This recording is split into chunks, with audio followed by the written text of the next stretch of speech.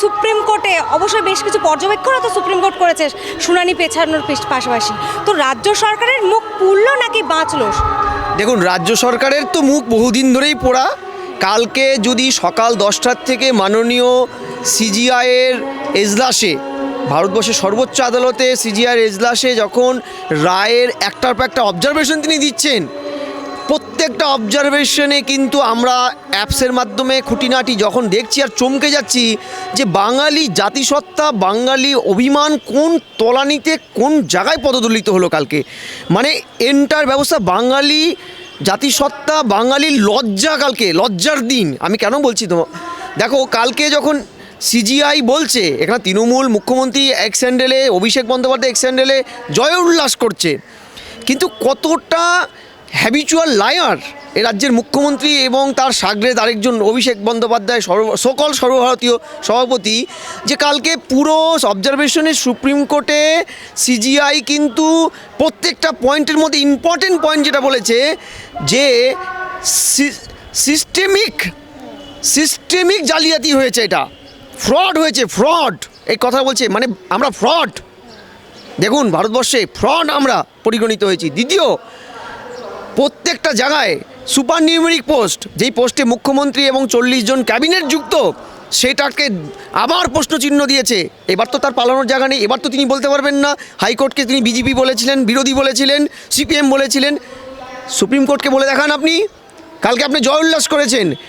কাল কি কারণে এইটা হলো, এই লাস্ট যে সারাদিন রাজ্যের প্রত্যেকটা পয়েন্টে এই চাকরির বৃহত্তর স্ক্যামে প্রত্যেকটা পয়েন্টে যখন অবজারভেশন দিচ্ছে আপনাদের এগেনস্টে প্রত্যেকটা 100%, শেষে যে রায়টা দিল আমার কোথাও যেন প্রথমে মনে হয়েছিল ধন্দ, কারণ 3:58 যখন অবজারভেশনটা মোটামুটি সাম আপ হলো, আমরা শুনলাম যে তিনি কোথাও স্টে অর্ডার দেবেন না, জুলাইতে একটা ছোট্ট এই অর্ডার ইস্যু করে জুলাইতে শুনবেন। তারপরে 10 মিনিটের সিনারিও চেঞ্জ হলো। আমার কোথাও যেন মনে হচ্ছে, আমি জানি না কেন হলো এই 10 মিনিটের সিনারিওটা চেঞ্জ, কিন্তু আমার কোথাও যেন মনে হয়েছে ওনার অবজারভেশনের শেষ মুহূর্তে ফাইনাল এইটা দাঁড়িয়েছিল যে কিছু তো যোগ্য আছে, সেই যোগ্যদের সাফার করা। দ্বিতীয় হচ্ছে, যদি এই সময় যদি রায়টা আলটিমেটলি বাতিলের দিকে থেকে ফাইনাল শুনানিটা জুলাইতে হয়, তাহলে অনেকে অন্য ভিন্ন কিছু ভাববে, ভিন্ন পথ বেছে নেবে, তাদের উপায় নেই। তাই হয়তো উনি করেছেন, কারণ আইনে তো বলাই আছে যে শত অযোগ্য বেঁচে যাক, একজন যোগ্য যেন না মরে। এটা এই কারণে হয়তো হতে পারে, এটা হতে পারে। কিন্তু তোমাকে আমি একটা পরিষ্কার কথা বলছি, কালকে সুপ্রিম কোর্টে রাজ্য কিন্তু পুরোপুরি নগ্ন হয়ে গেছে, হারেনি শুধু, নগ্ন হয়ে গেছে। কার্যত এজলাসে সকাল থেকে রাজ্যের আইনজীবী বলছে আমরা অযোগ্য, যোগ্য, চাকরি চুরি এগুলো নিয়ে বলতেই আসিনি, আমরা বলতে এসেছি যে সংসদীয় গণতন্ত্রে, পার্লামেন্টারি ডেমোক্রেসিতে এন্টায়ার ক্যাবিনেট জেলে চলে গেলে মাননীয় আদালত আমাদের কি হবে, সংবিধান বোঝাতে গিয়েছিল তারা, সিজিআইকে সংবিধান বোঝাতে গিয়েছিল। কত নির্লজ্জ সরকার, তার উকিল জনগণের ট্যাক্সের টাকায় নিজেদের পিঠ বাঁচাতে যায়। এসএসসির দায় তারা নিতে চাইছে না। এসএসসি কার, যাদের থেকে চলে এসছে, পরীক্ষাটা কে নিয়েছিল, এসএসসি অ্যাপয়েন্টমেন্ট কে দিয়েছিল, আপনারই চালিত বোর্ড। পুরো এন্টার প্রসেসটা মনিটরিং কে করেছিলেন, আপনি, রাজ্যের শিক্ষা দপ্তর। তাহলে আপনারা দায় কী করে এড়াচ্ছেন? দ্বিতীয়, দেখো তৃণমূলের যা বডি ল্যাঙ্গুয়েজ, সরকারের যে এই মুহূর্তে বডি ল্যাঙ্গুয়েজ, তাতে 16ই জুলাইয়ের মধ্যে এরা কোনো সেগ্রিগেশন করতে পারবে না। কারণ কালকে বারবার যখন বিভ্রান্ত করছে, হাইকোর্টকে বিভ্রান্ত করেছে, মনে রাখবে এই এসএসসি বলেছিল 5250 জন অযোগ্য, তারপরে বলেছিল কোনো কাগজ নেই। 5204 নম্বর অর্ডারটা দেখো ডিভিশন বেঞ্চে, সেখানে এরা হলফনামায় বলেছিল 5200 অযোগ্য হতে পারে। হাইকোর্ট স্যাটিসফাই হয়নি, ডকুমেন্টস ছাড়া তো কথা কেউ শুনবে না, বিশ্বাসও করবে না, আইন ডকুমেন্টস বোঝে। তারপরে কাল গিয়ে বলছে 5250, আবার বলছে 7000, আবার তারপরে গিয়ে সুপ্রিম কোর্ট যখন সিবিআইয়ের হলফনামাটা সুপ্রিম কোর্টে আইনজীবী বিকাশ রঞ্জন বাবু প্লেস করলেন, দেখা গেলো 8324 জন, এবং সেটা সাময়িক বলেছে, মানে তদন্ত আরও করতে বলেছে, তদন্ত কিন্তু বন্ধ করতে বলেনি সিবিআইকে।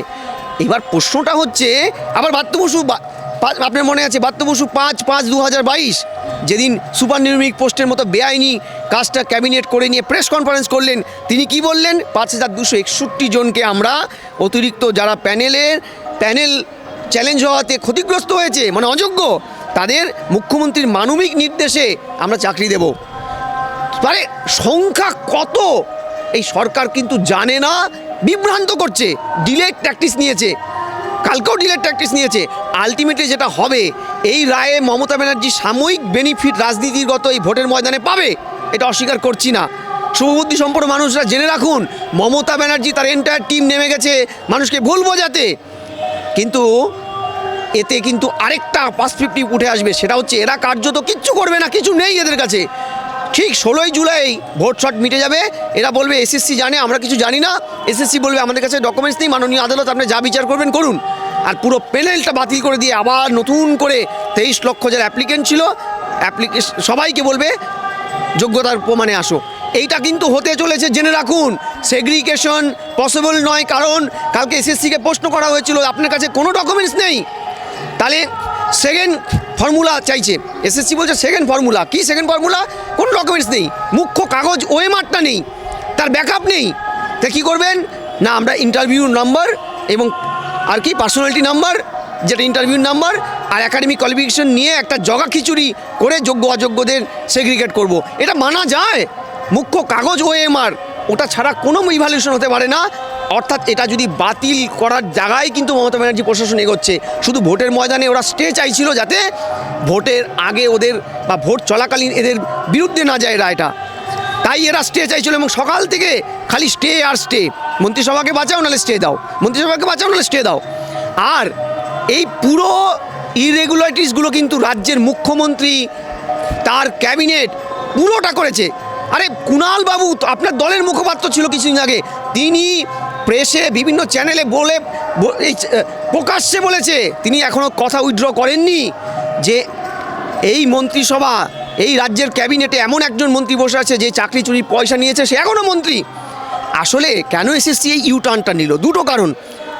পলিটিক্যালি ভোটের ময়দানে মমতার ছাড়খার অবস্থা হয়ে যাবে, সংসার ভেঙে যাবে, মার পড়বে, তৃণমূলের নেতারা যা পয়সা চুরি নিয়ে ইয়ে করেছে সবাই পেটাবে।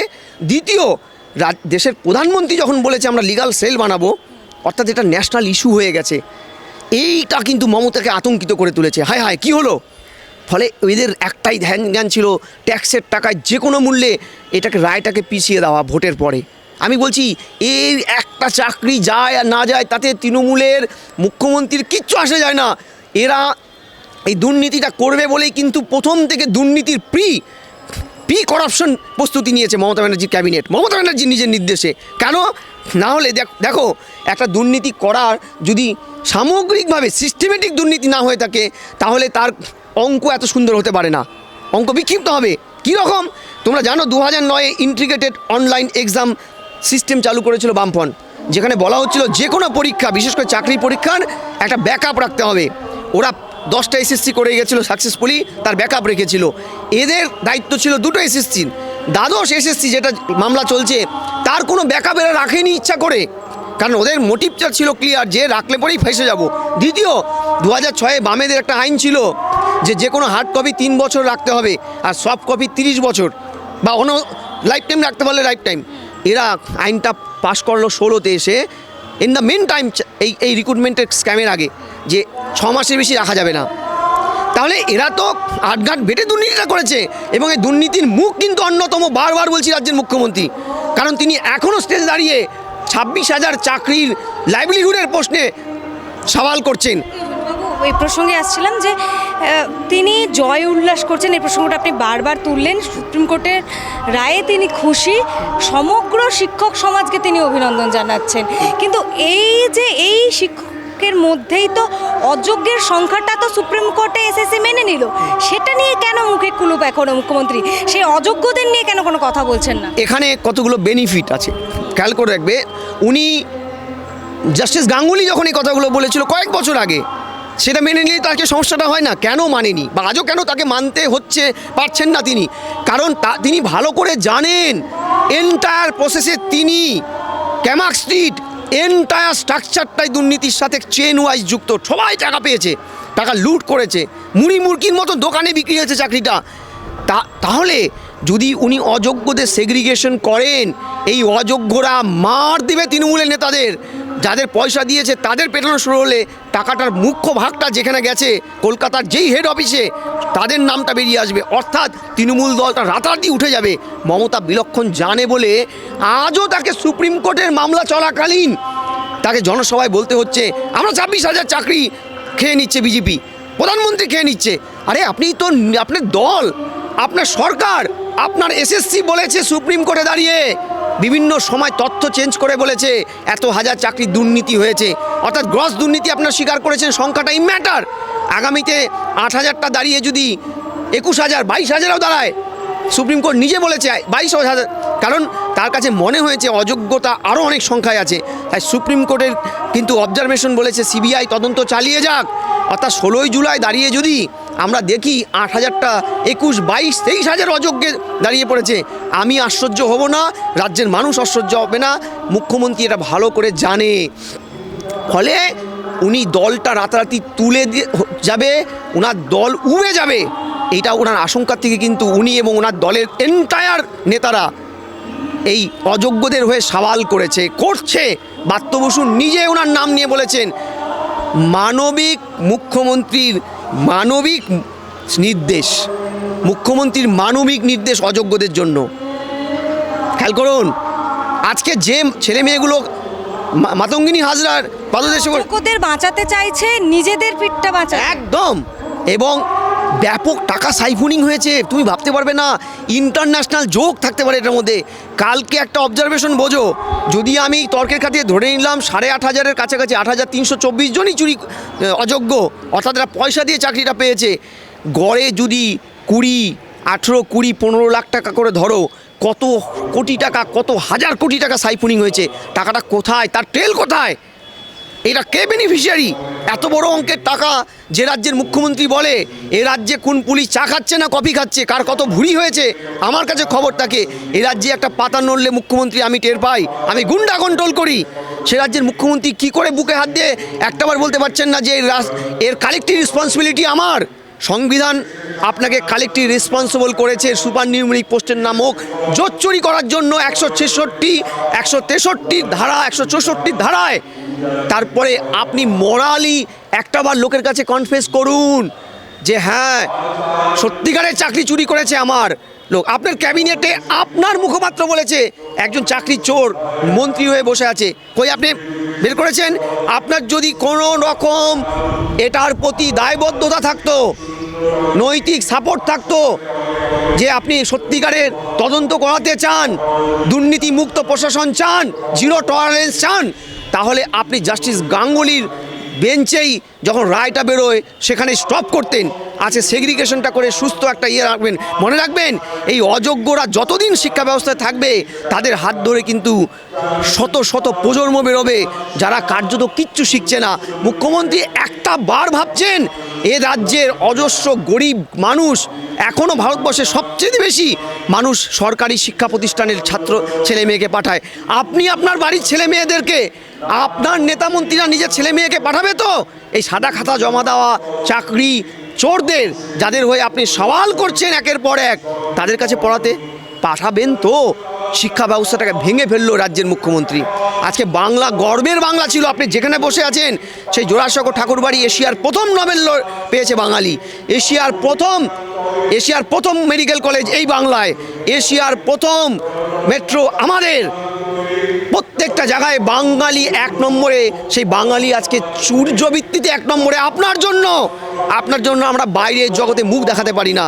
বাইরে কোনো সেমিনারে গেলে আমাকে শুনতে হয় ট্যাক্সি ড্রাইভার থেকে শুরু করে একাডেমিশিয়ান প্রফেসর কলিগদের কাছে, বাঙ্গাল মে তো চোরই हो रहा है। খালি ভদ্রতা খাতিরে বলতে পারে না যে आप भी हो चोर का रिप्रेजेंटेटिव है, क्योंकि আমরা তো আপনাকে ভোট দেই প্রতি বছর, এত কিছুর পরও আপনাকে আমরা ভোট দেই, মানে আমরা চোরদেরকে জিতিয়ে আনি বারবার।